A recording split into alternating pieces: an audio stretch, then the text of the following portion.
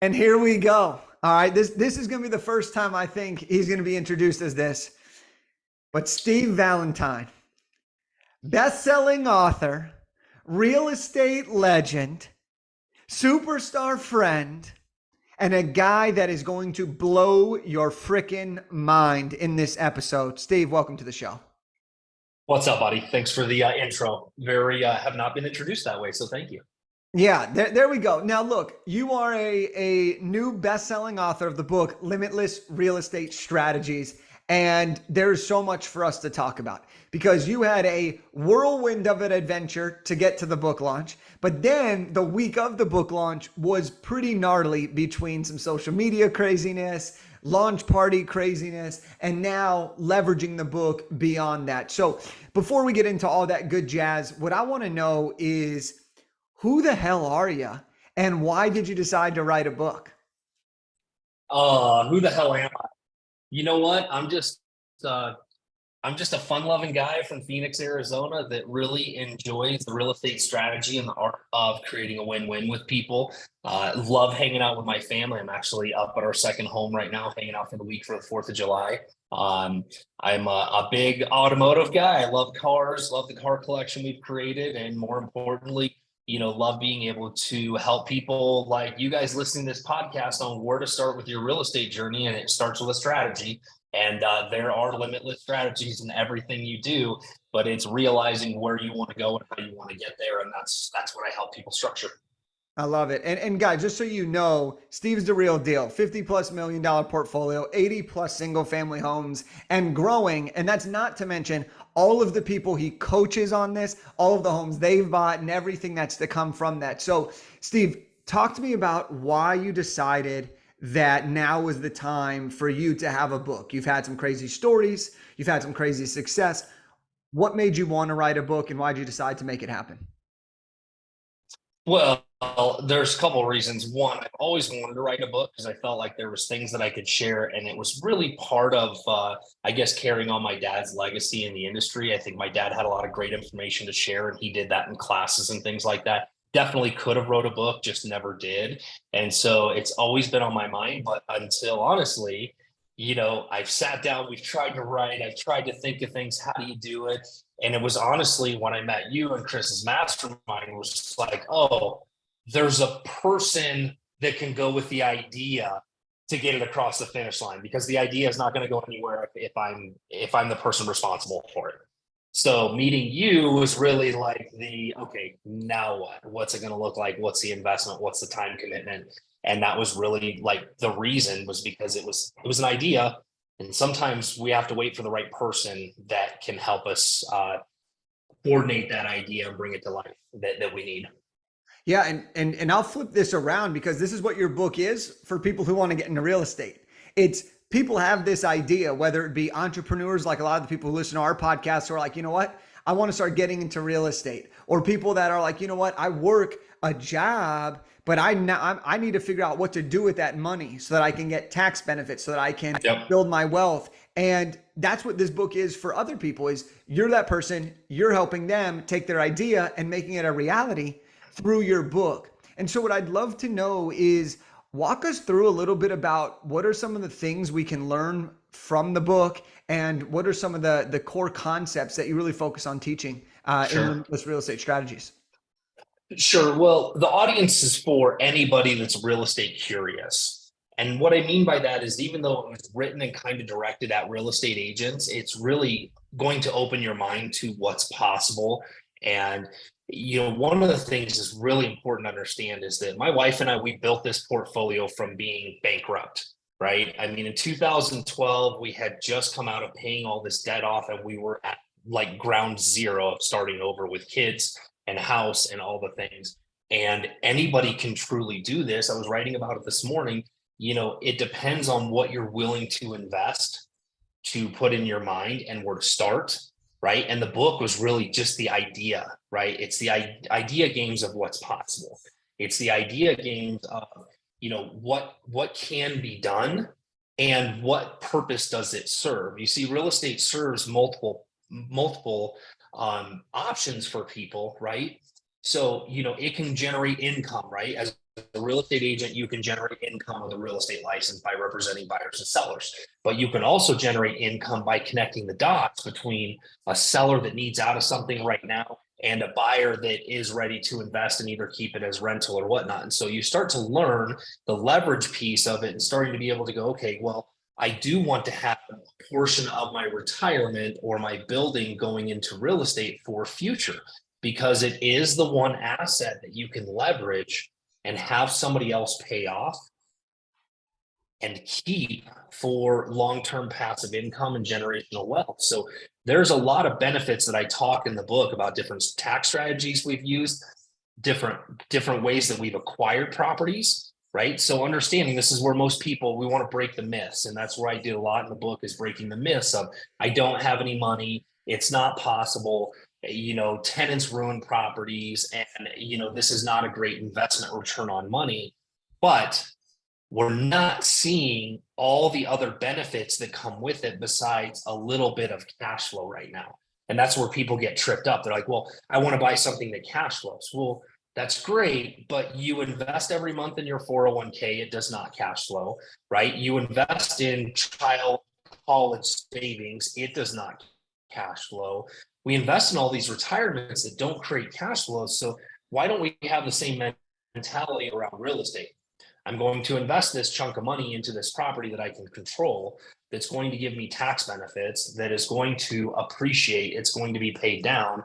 And at the end of that term, it's going to be paid off, which is kind of like borrowing your retirement in reverse, right? Yeah. If you want to retire with $20,000 in monthly passive income, you got to get to 10 or 15 homes. Well, how do you do that, right? If you can't pay cash for all of them, you have a couple of choices. You can start doing it creatively, like what Wendy and I discovered, by buying things with massive value and then refinancing them and leveraging. You can do it by, buying your first home and moving on to the next one and keeping that as a rental. That is a way to do it. So there's multiple strategies that I just want people to explore and see in this book to really open their eyes to what is possible. And here's the kicker, right? It's opening the eyes what's possible, because 95% of real estate agents, they do traditional real estate, but they have yet to actually invest in real estate by owning properties or flipping homes or doing some of these different strategies. So it's hard sometimes. We all know 12 real estate agents, but very few of you actually know a real estate strategist that can walk you through what to do and what not to do, whether you inherited something or what you're moving towards or what your dreams and goals are. And there's ways to get there, because it's not just focusing on right now, it's focusing on the future. Yeah. Yeah. I mean, there's so much good stuff in the book, and I'll come back to some more stuff that I love in the book that I want to talk about. But one curious question that I have that you might have just sparked in some of our audience who's interested in real estate is, you mentioned most real estate agents aren't real estate strategists. They're just selling and buying homes transactionally. Do you recommend, though, for people who are interested in real estate and becoming a real estate investor and building their portfolio, to have their real estate license?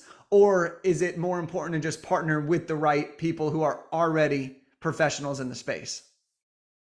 So the answer is yes and yes to that. So I do believe that because there's a couple of different things here.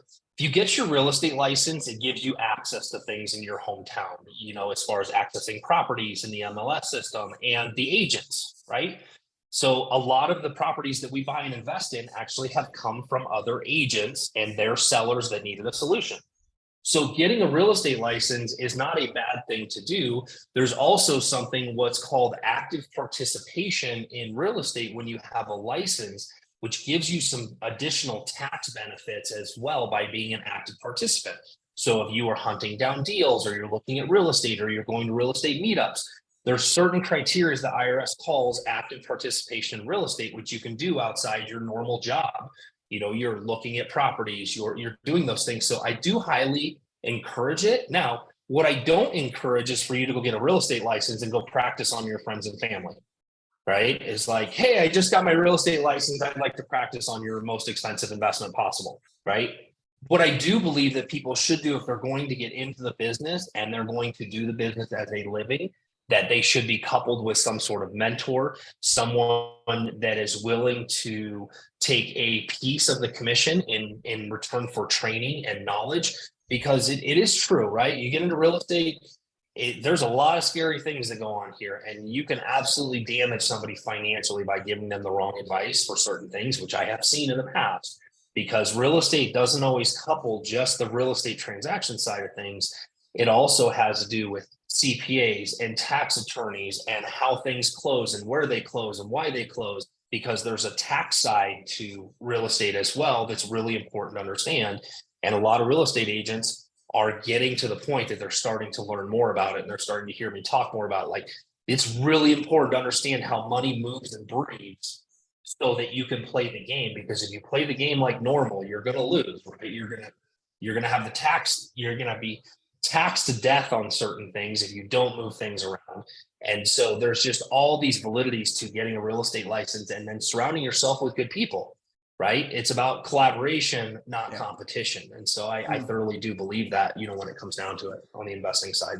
Yeah, I love that. I mean, it's so clear that you're a wealth of knowledge, and some of the stuff that you've shared so far, this is what people learn in your book, right? You talk about the myths that people experience. You talk about the story with your dad and how he got started and where you ended up. You talk about how you and Wendy got going in 2012, how you've built this and how you've done it over time.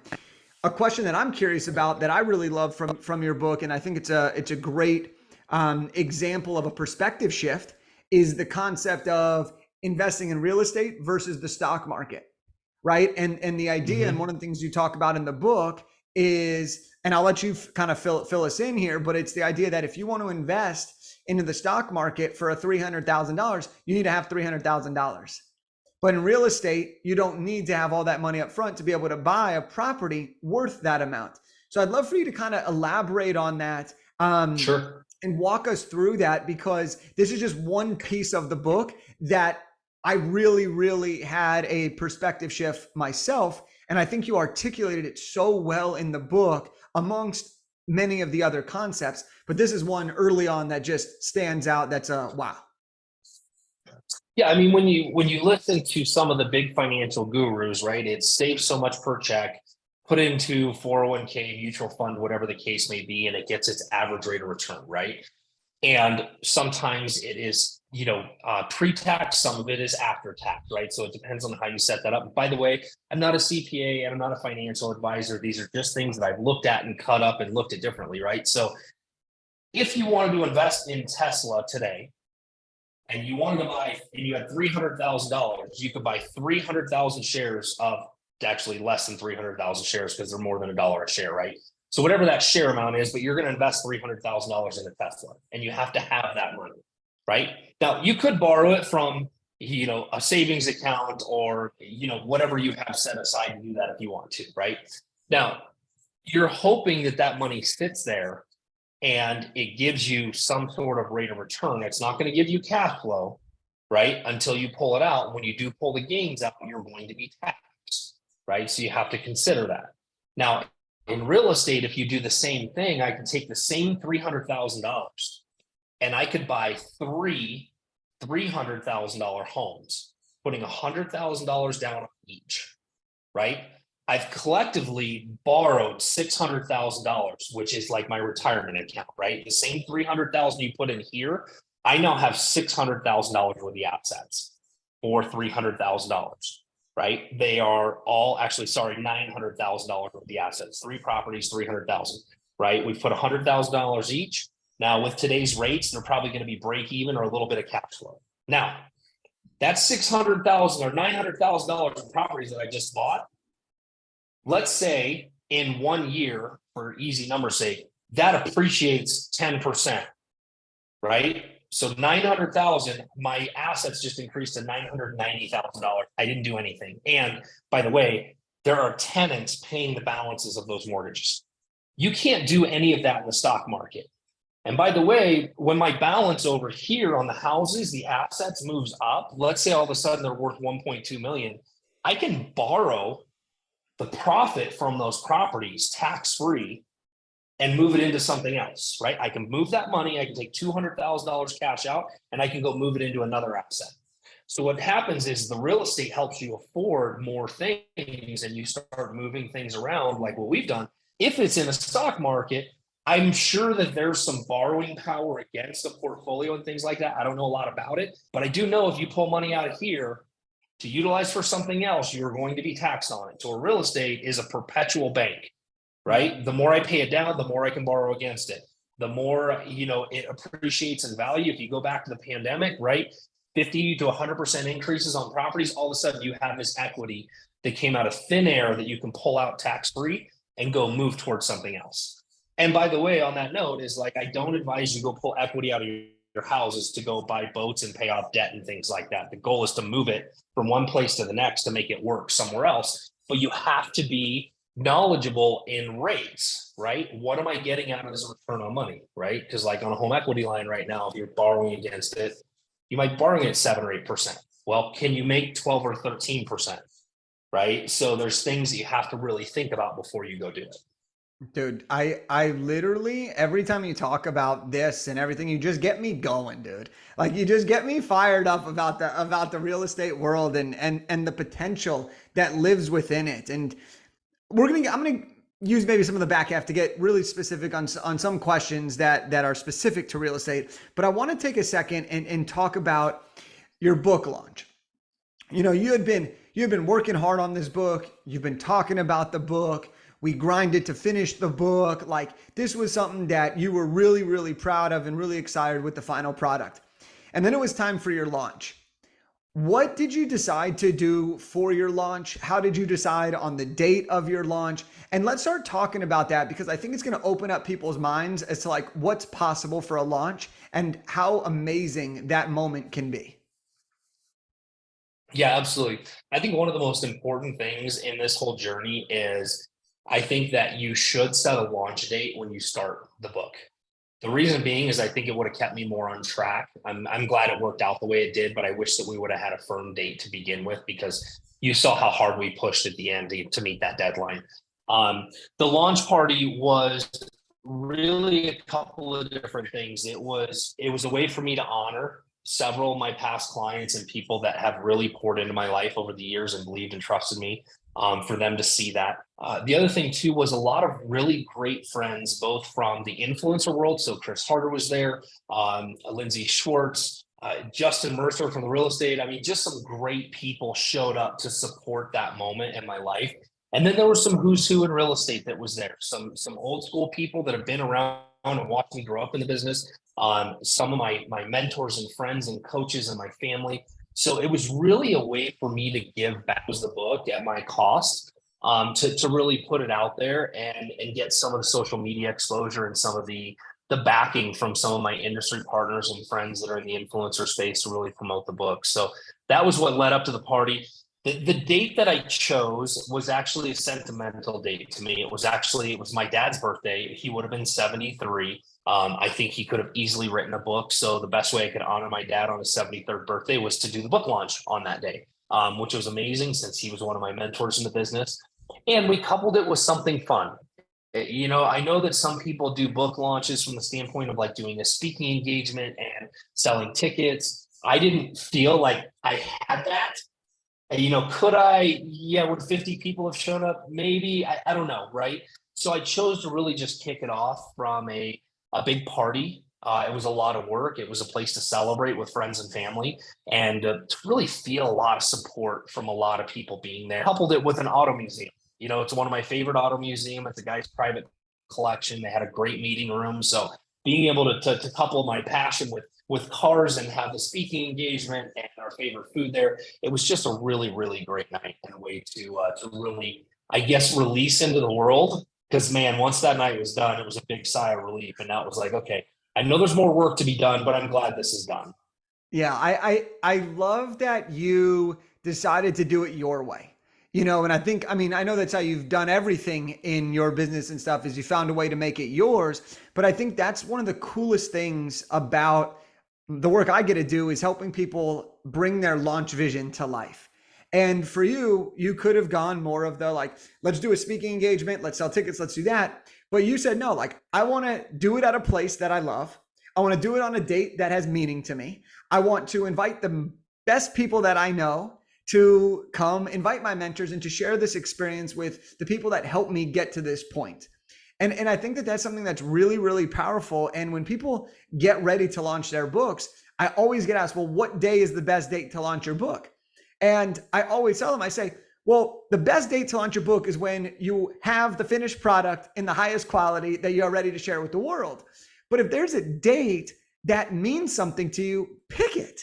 You know, that's the coolest thing about the book world now is we have that privilege where you can choose and pick and select the dates that matter to you. And so I think you did something really special. You had your favorite food, favorite people, great location, honored your dad, and you were able to like have that sense of relief that, holy shit, I did it.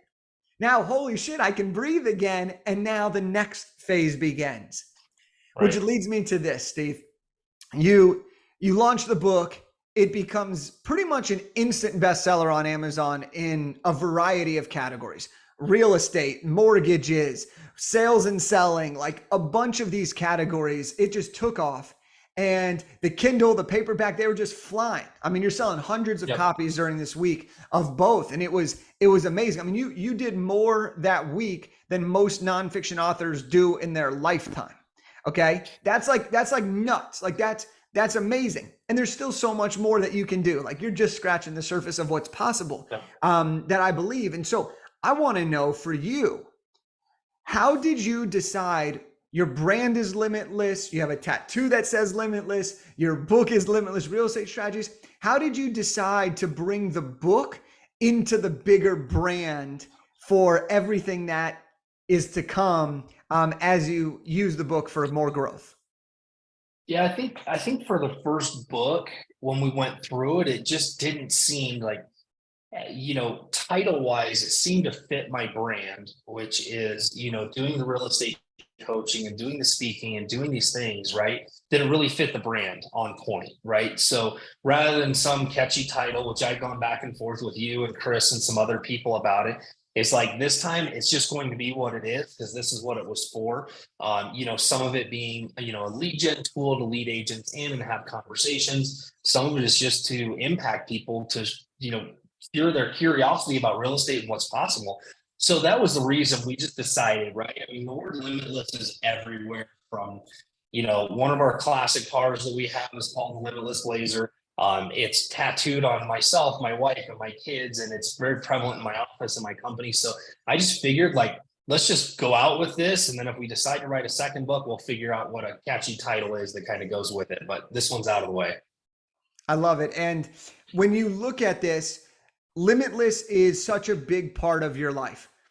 What about in your business? What are some of the things that the book is going to lead into for people? What are some of the other things that you do besides your own investment, you coach, and the book? Like, how are you tying it all together? Yeah, so tying it all together, I mean, the book leads people to different things. The book is also one of those things where, my goal with it is for people to see that I operate a little bit differently in the real estate space, and I can create strategies for them anywhere in the country based on their assets, right? I don't have to be the real estate agent, but I can certainly help them strategize on what the best play for them is. It's kind of like our good friends Keisha and Sina, right? The strategy that I deployed for them when they inherited some properties and went through some things and didn't know what to do with it. Well, I wasn't their real estate agent. I just strategized with them through it. They were very grateful for the investment and what we ended up doing. And so that was awesome. So the book was really leading into the expertise and the authority and just a different way to do real estate, right? And I think that there's a way to create a win-win without all the traditional BS out there. And I think that there's just a lot of collaboration that goes with it. And that was one of the big reasons, as far as the draw for the book to bring people in. Yeah. Yeah. No, I love that. And that's already starting, your Limitless Circle memberships growing, your coaching programs continuing to grow. This book is just another way to bring people into the world, get them the information they need. And then there's that further support, which you do better than almost anybody I know in your respective niche. And I've seen it with so many of the colleagues that we know in the mastermind, and I see it all over social media and all of these things. And so I have two final questions, and then I'll probably ask more final questions, but two that I can think of right now that I want to talk about is if somebody is interested, okay, we're going to link up your book. So you can't answer with this, but we're going to link up your book. And I'm telling everybody right now, buy the book. It's the best book you'll read on real estate right now. Hands down. So good. But if somebody's interested in learning more about real estate, whether they're a real estate agent or whether they're real estate curious, what would be one of the core pieces of advice that you'd want to share to them to help them begin their journey so that they can lead them to success? I think beginning the journey is picking some different sectors of the business that you are either infatuated with or you're curious about. So for instance, some of the different courses, classes, there's tons of stuff on YouTube about flipping homes, right? Like really seeing what people are doing. And I'm not talking about following the glitz and glamour stuff. I'm talking about people that are actually doing it, right? Not this HGTV. We bought it for 800,000, sold it for 1.5, made a bunch of money, because that's very unrealistic in the world we live in, to be honest with you. So finding some niches, right? If you want to flip, if you want to buy and hold, and then start, researching markets that you'd want to invest in. Does it make sense for you to invest where you live? Do you need to invest out of state in somewhere that's more affordable, that has a better rental? So it's really doing research, and, great place to start, which is super inexpensive, shameless plug, right? Is, the limitlesscircle.com is a online community that Wendy and I designed. My wife's a general contractor, so she's flipped 1,000 homes for me, and I am the genius behind the numbers and what to do with things. And so together, we have this online community that we're teaching. Like last week, we went through the whole breakdown on a property. Like, could it be a flip? What it would cost? What to be careful with? What to look for? Here's the numbers. Here's how to do it, right? Because the more you practice, the better you're going to be prepared for opportunity when it comes up. So it's really kind of my advice as to where to start, is really find some of those channels, listen to people, ask questions, right? Asking questions is the biggest thing, and then start investing in yourself, right? The number one thing, Jake, and I think you agree with this, right, is that we all come from a world that we are investing, it started out in low ticket items where it felt good, and it ended up in very high ticket items as you grow. And I think as you grow, you need to continue to invest in yourself to bring those ideas to the surface. Yeah. Yeah. No, I love it. I love it. And Steve, as we wrap up here, my final question, which will be my final question, is how do we support you? How do we find you on social? How do we buy your book? How do we join the Limitless Circle? Tell us where to go. All right. The easiest place to go is Steve D. Valentine on Instagram. In my bio has the link to the Limitless Circle. It has the links to buy the book. It has the link to my podcast called The Real Estate Revolution, which is a really great podcast because it's people that are calling in, that we do kind of a live podcast. It's not live stream, but it's kind of a live broadcast. They're asking me questions based on the current situation they're in. Maybe they own multiple properties. Maybe they're trying to get equity out. Maybe they're a real estate agent that's just starting, but there's a lot of really great information for anybody that's in the beginning stages of real estate, or is real estate curious, or you're in the real estate industry. It's a lot of great content there. Boom. So those are the main places you can find me and find the book.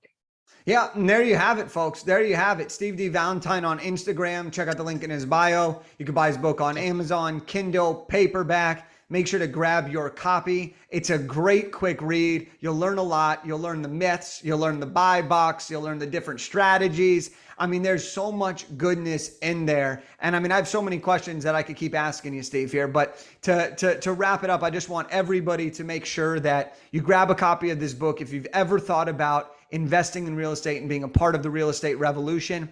And other than that, Steve, it's always a pleasure to get some time on the calendar with you. You're the man. I respect you. I appreciate you. And I look forward to seeing you soon. Well, we wouldn't be here had it not be for your drive and your team's drive to get this book done. So thank you for keeping me on track. Thank you for what you produced. And thank you for guiding me all through the process of getting this done, because without you, it would not have got done. And you had to whip my ass a couple of times to get some things moving. So that I appreciate. Hey, whatever it takes. I appreciate you. And for everybody, I'll talk to you soon.